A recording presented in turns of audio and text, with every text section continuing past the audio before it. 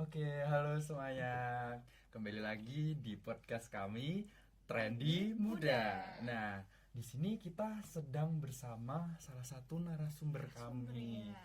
Namun rasa-rasanya kayaknya kita harus kenalan dulu ya, perkenalan dulu ya, Mega. Dan di sini kita sebagai pembawa acara kan ya, Mega. Ya. Kita boleh nanya-nanya dulu nggak sih, Kak? Boleh. Kenalan dulu boleh nggak kak? Boleh. Biar sobat Trendy kenal dulu sama kakak. Siap. Yang Iya. dikenalin Biar, apa aja? biar kenal ya kan. Iya. Yang dikenalin apa aja nih, alamat biar bisa kirim kado atau gimana? Waduh, kalau boleh. misalkan kirim kado kayaknya kita biar kita aja ya dapat kadonya nggak bisa. Oke, kakak bisa perkenalkan dulu siapa namanya kak? Oh ya, halo semua. Apa tadi? Sobat Trendy ya? Ya, Sobat Sobat Trendy. Trendy. Kenalin, nama aku Yuda Pratama. Aslinya dari Provinsi Kepulauan Bangka Belitung, tapi sekarang sedang menjalani perkuliahan magisterku di Universitas Negeri Yogyakarta dan berprofesi sebagai trainer public speaking dan juga Master of Ceremony. Ternyata Iya. Kak Tama ya kan? Kak Tama. Panggilannya Kak Oke, Tama. kita panggilnya Kak Ya, Tama. boleh. Ternyata tuh banyak sekali ya kesibukannya tentunya. Nah, di sini kita pasti akan membahas soal banyak hal, terutama kita membahas tentang gaya belajar kan tentunya. Nah, tadi Kak Tama sedang menempuh pendidikan Pendidikannya di kampus sebelah Oh, kampus Iya. di mana nih? Boleh spill kan, Kak? di Universitas Negeri Yogyakarta. Oke, di Universitas Negeri Yogyakarta. Berarti banyak sekali selain kesibukannya kuliah, terus sekarang ada kesibukan-kesibukan yang lain seperti menjadi MC ataupun menjadi public speaking ya, menjadi speaker di mana-mana pastinya. Amin. Oke. Amin. Nah, di sini kita mau bertanya-tanya soal apa, Mega? Gaya belajar kak. Gaya belajar. Oke. Boleh.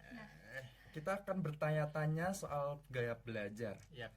Nah, menurut Kak Taman, kira-kira itu kalau misalkan gaya belajar yang saat ini sedang tren, seperti nama kita Sobat Trendy Trendy. kan. Nah, Iya. tentunya kalau misalkan gaya belajar apa sih menurut Kak Tama yang sedang Kak Tama lakukan pada saat ini, terlebih menjadi salah satu mahasiswa magister. Nah, Oke. Nah, sebenarnya kan kalau bicara mengenai gaya belajar, otomatis kita bicara mengenai sebenarnya seberapa nyaman metode kita, cara kita untuk melakukan sesuatu. Nah, gaya belajar itu jika kita kaitkan dengan teori, sebenarnya adalah kombinasi bagaimana cara kita sebagai seorang mahasiswa memperoleh dan kemudian mengolah informasi yang kita dapatkan, baik dari pembelajaran maupun dari hal lainnya seperti itu. Nah, kalau ditanyain sekarang gaya belajar saya apa gitu kan, nah mungkin teman-teman Sobat Trendy yang sedang tren tadi katanya Iya, sering mendengar istilah visual, auditory, kemudian ada reading and Iya, writing, iya. kemudian ada kinesthetic gitu kan. Nah, itu kan yang gaya belajar yang dimunculkan oleh salah satu pakar yaitu Neil. Ya, nah tapi nyatanya sebenarnya saya hari ini pun sering bertanya-tanya seperti itu, gaya belajar apa sih yang sebenarnya saya lakukan gitu. Karena kalau bicara mengenai visual di beberapa mata kuliah misalnya ataupun di beberapa pengajaran, saya juga tertarik menggunakan gaya belajar visual. Ataupun yang auditory misalnya, saya tertarik juga ketika saya harus belajar, saya mendengarkan lagu-lagu, mendengarkan musik seperti itu dan lain-lain. Dan tapi saya juga sering ketika dalam proses pembelajaran, learning by doing, saya harus mendapatkan praktik baik dan pengalaman baik ketika dalam proses pembelajaran, yang itu biasanya didapatkan dari kinestetik seperti itu. Tapi sejauh ini saya meyakini bahwa saya adalah seseorang yang memang senang sekali belajar dengan gaya belajarnya yang cenderung ke kinestetik seperti itu. Oke, jadi gaya belajar Kak Tama ini ternyata cenderung ke kinestetik. Yes. Mungkin pasti teman-teman yang lain atau mahasiswa-mahasiswa lain tuh pasti memiliki yang gaya belajar yang bervariasi Yap, kan benar tentunya. banget, benar Ada yang banget. tadinya belajarnya Auditory, ada yang visual, Visual, gitu benar. kan. Benar. Oke, nah selanjutnya Mega, kira-kira kamu mau tanya apa nih Untuk Kak pertanyaan Tama? selanjutnya, Ya, boleh. untuk Kak Tama Saya kayak lagi di sidang tesis ya. Santai aja, di sini Santai kita aja, Kak. ngobrol-ngobrol Siap, santai siap, siap, bersama siap, Sobat siap. Trendy. Ya, apakah ada dampak positif dari gaya belajar yang kakak gunakan itu? Oh, nah tentu dampaknya banyak sekali ya. Maksudnya kayak, tapi yang perlu digarisbawahi adalah sobat trendy dimanapun kalian berada yang melihat podcast ini atau siniar ini, gaya belajar itu sebenarnya dikembalikan ke pribadi kita masing-masing. Dan otomatis setiap gaya belajar memiliki minus dan plusnya masing-masing ya. Plus minus ya, oke. Plus minusnya masing-masing. Kekurangan dan kelebihan. Iya, sebenar banget. Tapi teman-teman harus menggarisbawahi dulu dengan teorinya Dan juga. Teorinya Dan and Dan. Yang menyatakan bahwa ada 5 faktor sebenarnya yang memengaruhi kita semuanya dalam memilih gaya belajar. Dan sampai hari ini pun kalau ditanya tadi mengenai dampak positifnya, ya saya mengamini bahwa dari segi misalnya faktor lingkungan, kemudian faktor fisiologis, psikologi, dan lain-lainnya itu sangat memberikan dampak positif bagi saya ketika saya ingin mempelajari sesuatu. Dan sampai hari ini maksudnya orang mengenal seorang Pratama yang sekarang tentu memiliki gaya belajar yang seperti itu tadi yang saya utarakan di awal, dan itu memberikan dampak yang positif sekali bagi saya karena saya bisa belajar sambil mendapatkan praktik baiknya secara langsung di lapangan seperti itu. Oke.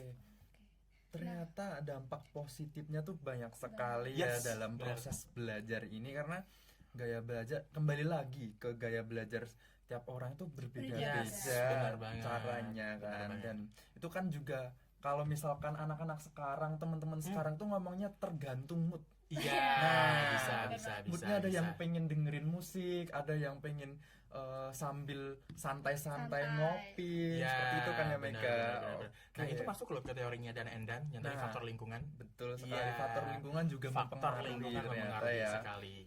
Oke, ternyata banyak sekali ya dampak-dampak positifnya. Lalu kira-kira kesulitan apa sih Kak Tama selama dalam proses pembelajaran ini dengan gaya belajar yang ada itu? Apakah harus bisa menyesuaikan dengan gaya belajar yang dipelajari? Nah sebenarnya tergantung materi nih. Saya manggilnya Kak siapa nih? Panggil aja Kak Rama. Oh iya, panggil Kak Rama ini. Oke, Kak Mega. Nah sebenarnya kalau ditanya tadi pertanyaan seperti itu, sebenarnya dikembalikan lagi ke diri kita sih ya. Nah bagaimana sebenarnya kita bisa membuat kenyamanan itu sendiri dari proses yang sudah kita dapatkan gitu. Tadi digaris bawahi lagi pertanyaannya Kak Rama. Oke, tadi itu pertanyaan kesulitan apa saja yang dihadapi selama menggunakan gaya belajar itu dalam proses perkuliahannya. Ya, nah kalau ditanya kesulitan sebenarnya posisi di mana kita mencari sesuatu yang kadang kita nggak ngerti gitu kan. Nah jadi kalau ditanya kesulitan sejauh ini sih bagaimana saya beradaptasi sebenarnya dengan pembelajaran dan juga dengan pembelajaran kemudian lingkungan belajar saya gitu kan, agar saya juga bisa menentukan ini cocoknya materi ini dengan gaya belajar apa ya, seperti itu. Saya contohkan misalnya ke materi statistika misalnya, ya kan. Nah statistika gitu kan. Nah otomatis kan kita harus dituntut untuk membaca lebih, kemudian kita harus melihat ini posisinya ini yang seperti apa gitu kan. Nah kalau misalnya kalau di ini mahasiswanya PBSI ya, ya misalnya di bahasa Indonesia misalnya, kalau saya kaitkan dengan salah satu mata kuliah saya, misalnya penggunaan teknologi pendidikan misalnya gitu kan, itu kan otomatis kan harus menggunakan semacam praktik baik untuk misalnya membuat video ataupun kemudian merangkai kalimat yang kemudian diaudiokan gitu kan. Nah kesulitannya sebenarnya untuk kita semua adalah beradaptasi sesuai dengan mata kuliah kita atau proses dengan pembelajaran yang ingin kita gapai, kemudian dengan diri kita, karena itu sangat mempengaruhi sekali ya, karena ada faktor emosional yang harus kita perlihatkan. Tanggung jawab kita belajar seperti apa, kemudian motivasi kita ingin belajar itu apa, seperti itu. Oke, ternyata cukup menarik ya Mega. Ternyata ada kesulitan, tapi di balik kesulitan itu pasti tuh ada solusinya kan? Ada pemecahan masalahnya ada di situ. Karena kesulitan itu sebenarnya adalah Kak Rama, Kak Mega adalah kemudahan yang tertunda. Oke, kemudahan yang tertunda. Teman-teman bisa menggarisbawahi bahwa kesulitan itu kemudahan yang tertunda. Ya. Oke. Nah, kan tadi kita juga sempat menyinggung beberapa hal yang mengenai gaya belajar itu. Nah, gimana sih dalam proses perkuliahan Kak Tama ini mengatasi atau mengurangi kebosanan Bosan yang dalam ada belajar. dalam belajar itu. Wah, Gimana nih? Aduh. Boleh dong di-spill ya biar Spill. teman-teman sobat Solusinya. Trendy. itu kayak pertanyaan yang menjebak sekali gitu. Iya, Iya. benar Karena sekali. jika ditanyakan mengenai bosan, sebenarnya bosan gak sih kita belajar? Bosan ya. Tentu Tapi bosan ya. bosan ya kadang ya, karena kita harus di depan laptop tiap hari baca artikel, kemudian bikin jurnal dan lain sebagainya seperti itu. Tapi yang perlu teman-teman garis bawahi adalah sebenarnya setiap manusia itu dianugerahi dengan multiple intelligensinya masing-masing, ya, keterampilannya masing-masing dalam hidup mereka. Jadi kita tidak bisa memaksakan orang lain harus menjadi orang lain untuk menjadi orang lain lagi, seperti itu. Jadi ketika kita bosan, kalau saya pribadi ya, ketika saya bosan istirahat sejenak, kemudian ketika nanti sudah bisa beradaptasi lagi dengan lingkungan belajar, dengan proses belajarnya, bangkit lagi. Nah, dari situ saya bisa belajar bahwa yang namanya bosan itu bisa diatasi dengan melakukan hal yang kita senangi. Misalnya, teman-teman, kalau saya pribadi ya, Oke. saya kan teman-teman bisa melihat ya, saya ini langsing gitu kan. Oh, oke. Nah, saya ini lah Superman ya, langsing saya ya, ini ternyata. langsing gitu Oke. kan. Nah, jadi ketika dalam proses belajarnya, ketika saya bosan, aduh bosan nih pengen email sesuatu gitu kan, sambil makan aja nggak apa-apa, sambil makan gitu kan ya, sambil makan. Ini juga berdampak dengan kondisi-kondisi tertentu seperti itu ya, kondisi-kondisi yang ya secara sosiologis bisa kita atasi seperti itu. Kemudian misalnya teman-teman adalah tipe orang yang belajarnya 5 menit, buka tok-toknya 45 menit misalnya, ya kan. 5 menit itu buka tok-tok Iya, ya. buka Pakai tok ekor ya. buka tok-toknya Oke. 45 menit misalnya kayak 45 gitu ya. Nah, dalam kurun waktu 5 menit itu sebenarnya tidak menjadi masalah bagi teman-teman semuanya. Tapi dalam kurun waktu 5 menit, teman-teman harus bisa memaksimalkan diri untuk menyelesaikan segala hal. Biar nanti apresiasinya adalah buka tok-tok lagi misalnya 45 menit. Oke. Atau teman-teman memberikan apresiasi lain ketika teman-teman sudah belajar, misalnya, aduh saya sudah selesai nih tugas A misalnya, nanti saya mau beli coklat A gitu. Atau teman-teman sudah selesai tugas B yang notabene adalah tugas yang sangat sulit ya, misalnya kategori yang sulit, nanti saya mau beli sesuatu buat ini. Itu kan terpacu, Iya, termotivasi sebenarnya kita untuk menyelesaikan tugas itu. Biasanya teman-teman mengatakan tuh self reward. Ya, self Biasanya reward. teman-teman tuh kayak nanti ngerjainnya tuh nggak seberapa, tapi jajannya yang lumayan Yang banyak ya lumayan kan pasti banyak. tentunya. Tapi kalau jajan banyak-banyak jangan sampai sakit perut juga ya. Oke, nah gimana nih Mega? Mau tanya apa lagi ke Kak Nah, Tama nih? Kak, aku Ya, mau tanya lagi. Gimana? Nah, bagaimana cara kakak ini membagi waktu antara belajar dengan kegiatan di luar kampus Nah misalnya? ini yang Iya. menjadi Iya. pertanyaan ya, Nah, karena tips-tipsnya kak. bisa lah bagi ke kita kan, Iya. apalagi ke teman-teman sobat, Sobat trendy Trendy. ya tentunya pasti gimana sih kok bisa menjadi public speaking, bisa menjadi mahasiswa S2 S2. yang melanjutkan pendidikannya tentunya, dan ada lagi seperti menjadi MC ya. Iya. Sepertinya kita berdua di bawah rata-ratanya Kak Tama ya ternyata. Oke, nah, aduh jadi malu kan. Itu jadi masalah Gimana sama Kak? kami Kira-kira caranya membagi waktu nih? Oke, nah sebenarnya kalau bicara mengenai waktu, ini adalah salah satu soft skill yang memang harus kita miliki di abad ini, ya, yaitu manajemen waktu sebenarnya. Pembagian waktu itu yang harus kita lihat. Dan kalau saya pribadi, saya lebih kalau dari dulu saya meyakini bahwa adanya skala prioritas. Ya, bagaimana diri kita bisa menempatkan waktu dan di posisi mana kita lebih dibutuhkan. Misalnya di dalam sebuah kasus kita diberikan 2 agenda yang sama. Agenda A kita sebagai pionir, sebagai ketua misalnya, di agenda B kita sebagai anggota. Otomatis dan 2 agenda ini misalnya bertabrakan, otomatis kita harus memilih salah satu kan. Dan di mana yang paling membutuhkan kita? Posisi kita sebagai ketua, karena kita memiliki anggota-anggota. Karena posisi kita sebagai anggota, kita bisa menggunakan yang namanya perwakilan, ya, diwakili dengan anggota-anggota lain seperti itu. Tapi setelah kita melakukan yang A, kita harus maksimalkan diri untuk juga bisa melanjutkan ke yang B. Nah, seperti itu. Dan begitu pun sebenarnya yang harus dilakukan oleh teman-teman sekalian. Maksudnya kadang kita sering terlena, ya, ekstrakurikulernya 8 jam, tapi kuliahnya 2 jam udah cabut kayak gitu kan. Iya, Nah, betul. itu yang harus kita garis bawahi seperti itu. Jadi, kapan kita harus menggunakan skala prioritas ini untuk bisa memanajemen waktu. Nah, selain itu, dalam proses memanajemen waktu ini ada yang namanya kesenangan, ya.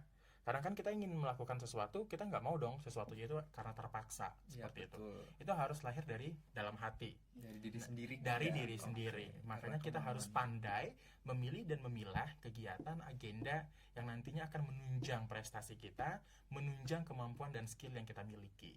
Seperti itu. Ya misalnya, kalau saya harus ditempatkan dengan dua posisi misalnya ya kan, saya mau kuliah atau cari duit gitu kan. Kalau saya MC kan saya dapat duit gitu kan. Iya. Iya. Oke, Kalau pasti saya ya. iya kan, kalau saya kuliah saya dapat ilmu. Oke. Iya nggak sih? Iya. Iya nggak sih? Nah, kita kan kalau di kampus saya, kayak kalau di kampus saya kita diberikan jatah 3 kali untuk izin, Iya. ya kan? Nah, untuk izin. Nah, kalaupun Izin 3 misalnya kali. agenda MC berbarengan, kemudian agenda kuliah pun berbarengan, saya lihat dulu yang lebih membutuhkan saya di mana. Kalau saya nggak lagi presentasi, saya biasanya memilih MC. Oke. Ya karena apa? MC. Ya karena apa? Karena nanti setelah itu baru saya ngebut lagi buat belajar materi yang sudah diajarkan ini, seperti itu. Nah, intinya ya bisa-bisa kita lah buat bagaimana memaksimalkan diri gitu, tidak tertinggal mata kuliah dan juga bisa dapat cuannya. Iya. Oke. Ternyata sangat begitu memotivasi Iya. ya di Yang tengah berguna juga. di tengah pembahasan yang hangat ini sebagai Iya. apa ya? Mungkin bisa dikatakan bahwa kita tuh sebagai generasi Z. Z. Yes. Ya kan? Ada yang bilang juga generasi sandwich. Nah, pernah denger nggak? Pernah ya. Oke, generasi sandwich yang dimana itu pasti kebanyakan itu mahasiswanya tuh mager alias males gerak gitu dalam hal Yes. entah itu dalam belajar ataupun segala hal yang ada di situ. Kayak mungkin disitulah kayak ngerasa bahwa kita tuh sebagai mahasiswa tentunya apalagi sebagai anak muda itu harus bisa mencontoh Kak Tama ya kan. Iya. Ternyata sangat memotivasi karena Motivasi sekali. sangat balance kan antara kuliah Kuliah dengan dan pekerjaan ataupun mencari cuannya Cuan. itu sangat balance. Jadi benar-benar pintar untuk memanage waktu ya. Manage waktu. Oke. Nah, kita mau tanya nih ke Kak Tama. Tadi kan Boleh, kita banyak sudah banget ya membahas pertanyaannya ya. ya banyak sekali nih seperti sidang terbuka ya. Iya. Oke. Nah, kira-kira terkadang itu apakah ada timbul rasa tidak semangat sih Kak dalam entah itu dalam belajar, dalam proses perkuliahan Kak Tama itu? Aduh, kalau ngomongnya itu manusiawi ya. Iya. Manusiawi sekali.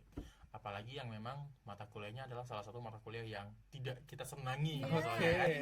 Mata kuliahnya tidak kita senangi ya kan, dosennya juga gitu kan. Aduh, itu kadang-kadang bikin capek ya kan, bikin lelah. Dan kalau pertanyaannya tadi pernah tidak semangat gitu ya, otomatis pernah seperti itu. Tapi dari situlah sebenarnya kita bisa belajar ya, kita bisa belajar bahwa kembali lagi yang seperti saya utarakan tadi, bahwa sesuatu yang lahir dari hati maka dia akan bernilai budi. Oke. Ternyata banyak sekali ya hal-hal yang membahas mengenai gaya belajar. Lalu kira-kira menurut Kak Tama Ya. nih dalam proses gaya belajar sendiri terlebih sebagai mahasiswa itu kira-kira apakah gaya belajar itu dapat berubah seiringnya waktu dan mungkin gimana sih nanti menurut Kak Tama dampaknya terhadap pengalaman belajar mahasiswa? Nah, tentu karena sifatnya adalah dinamis ya, dia bisa berubah-ubah sesuai tadi yang saya katakan di awal banget, itu sesuai dengan materinya ya. Materinya sangat mempengaruhi, kemudian kondisi kita juga sangat mengaruhi, kondisi psikologi, kondisi fisik, kondisi emosi gitu kan, sangat mempengaruhi sekali gaya belajar kita. Nah, kalau melihat dari yang sudah ya kan, tadi saya utarakan bahwa gaya belajar saya yang dulunya adalah orang yang senang sekali dengan auditori ya. Oke. Saya senang sekali ketika saya belajar, saya ngetik, saya nulis gitu kan. Saya mendengarkan sesuatu, alunan musik, ya musik-musik refleksi, musik-musik yang menambahkan semangat kayak gitu ya. Tapi seiring dengan berjalannya waktu ternyata saya tertarik tadi yang saya bilang kinestetik seperti itu. Langsung menggunakan eh, praktik baik dan pengalaman baik seperti itu. Nah, kalaupun tadi ditanyakan bisa berubah-ubah tidak, ya bisa, tentu saja bisa. Dikembalikan lagi ke diri kita masing-masing. Kita nyamannya di gaya belajar seperti apa? Ya, tapi yang perlu digarisbawahi adalah yang perlu digarisbawahi adalah teman-teman lihat dulu, sebenarnya banyak sekali sekarang survei daring yang sudah memfasilitasi untuk teman-teman semuanya mengetahui gaya belajar teman-teman. Ya, gaya belajar teman-teman semuanya. Dan itu bisa diakses secara gratis, misalnya di laman-laman tertentu gitu kan. Nah, teman-teman coba aja. Ya, coba aja. Itu gaya belajar saya lebih kemana ya, kayak gitu. Jadi dari itu kita bisa mengetahui gaya belajar kita nanti condongnya kemana, kemudian kita nyaman nggak dengan itu, dan kalaupun tidak, kita bisa melakukan perubahan-perubahan terhadap gaya belajar kita agar bisa ya tadi bisa saya bilang stabil gitu kan. Karena inti dari gaya belajar itu adalah kombinasi sempurna antara bagaimana kita semuanya sebagai manusia bisa mendapatkan sebuah kenyamanan yang itu akan dilakukan secara berkesinambungan. Ternyata cukup menarik ya pembahasan topik dari tadi, mulai dari yang pembahasan yang singkat, sederhana, sampai akhirnya kita masuk ke pembahasan yang sedikit krusial ya ternyata. Oke, nah kira-kira untuk Kak Tama bisa kasih tips nggak sih buat teman-teman yang mungkin merasa sekarang ini tuh pada gaya belajarnya tuh kayak bimbang. Tadi kan memang Kak Tama memberikan solusi seperti kuesioner dari daring tadi kan mengenai gaya belajar. Nah, kira-kira untuk lebih ke depannya lagi untuk teman-teman Sobat Trendy. Nah, itu kira-kira bagaimanakah sih cara Kak Tama menghadapi gaya-gaya belajar yang ada pada saat ini gitu. Oke. Nah, teman-teman semua, kalaupun ada yang belum tahu, saya izin untuk menyampaikan seperti ini, bahwa dari beberapa penelitian yang dilakukan di Inggris misalnya, kurang lebih ada 71 gaya belajar. Banyak bukan? Lumayan banyak ya. Dan itu datanya diakses 4 tahun lalu. Ya, datanya diakses 4 tahun lalu. Oleh siapa? Oleh para pakar pendidikan. Dan otomatis sampai hari ini data terbaru pun mungkin nanti teman-teman bisa dapatkan di laman-laman yang teman-teman inginkan. Misalnya banyak sekali gaya belajar yang memengaruhi diri kita sebenarnya, ya. Bisa jadi seperti ini. Gaya belajar mahasiswa PBSI berbeda dengan gaya belajar mahasiswa kedokteran. Ya, betul. Ya, gaya belajar mahasiswa Sasindo berbeda dengan gaya belajar mahasiswa manajemen pendidikan. Ya kan? Nah, bener. Iya nggak sih? Yeah. Nah, dan di situ kita bisa menggarisbawahi bahwa ya kembali lagi ke diri kita masing-masing. Kita enaknya seperti apa gitu. Kita inginnya seperti apa. Jangan sampai gara-gara kita ingin menyesuaikan dengan teori, kita harus mengklaim saya harus selalu menggunakan gaya A, gaya B, gaya C sampai ke 70 gaya tadi misalnya kayak gitu. Nah, tapi yang harus teman-teman berikan pandangannya adalah jika teman-teman senang dengan sesuatu yang sampai hari ini teman-teman yakini adalah sesuatu yang memberikan proses dan progres yang lebih dan maksimal kepada diri teman-teman semuanya, maka itu lakukanlah. Dan jikapun itu harus diganti dengan yang lain, maka teman-teman harus bisa cepat untuk beradaptasi. Oke, intinya kita harus cepat-cepat untuk beradaptasi, Mega. Ya. Gimana kalau kamu adaptasinya cepat atau lambat? Termasuk lambat sih. Lambat ya, oke. Tidak apa-apa, setiap manusia mempunyai proses Yes, masing-masing. benar. Oke, mungkin ada satu lagi pertanyaan, mungkin bisa dijawab dengan singkat dengan Kak Tama. Oke. Dalam gaya belajar ini kan tentunya kan seperti tadi kan Kak Tama membangun chemistry dalam dirinya sendiri tuh supaya lebih smart belajar kan dengan mendengarkan musik ataupun berada pada lingkungan yang sangat aman dan nyaman tentunya kan. Nah, satu motivasi dari Kak Tama yang sampai saat ini ada dalam pemikiran Kak Tama atau yang selalu menyemangati Kak Tama itu apa kira-kira? Oke, nah, I love myself. Yap. Saya adalah seseorang yang bernilai dan saya tidak bisa dibandingkan dengan orang lain. ya. Jadi ketika saya ingin menggapai tujuan, saya harus berusaha untuk mendapatkannya walaupun dengan berbagai cara dan jalan. Karena hari ini saya sedang mempersepsikan bahwa saya sedang mengayuh sepeda dan nantinya saya akan sampai pada tujuan yang saya inginkan. Oke, ternyata motivasi dari Kak Tama itu sangat begitu keren ya. Ya, semoga nanti dari podcast ini ataupun besok ataupun dalam detik ini juga nantinya bisa memotivasi teman-teman ya. Kamu Sobat termotivasi sangat nggak? termotivasi. Oh, tentunya aku pun juga termotivasi. Jadi kita harus bisa pintar-pintar ya intinya dalam bisa kesimpulannya belajar, kita harus bisa belajar dari Kak Tama ini. Belajar dari Kak Tama, kita juga belajar juga dari pengalaman kita Iya. bahwa kita harus pintar-pintar untuk memilih gaya belajar supaya nantinya ya lebih gampangnya berguna bagi Iya. masa depan kan. Oke. Aduh, tak terasa Tak kita terasa sudah di ujung waktu, ujung Pak. waktu Iya. ya. Ternyata kita sudah ngobrol berapa jam tadi? 3 jam. Mungkin 3 jam. Oh, 3 jam. Nggak Aduh, terasa tidak ini, Kak. terasa ya Iya. kita ngobrol-ngobrol santai di sini ternyata banyak pembahasan yang sangat menarik. Oke, Sobat Trendy, mungkin cukup sekian podcast dari kami. Jangan lupa nantikan dan saksikan lagi podcast Trendy Muda tentunya, dan sampai jumpa di lain kesempatan dan Dadah. sampai jumpa.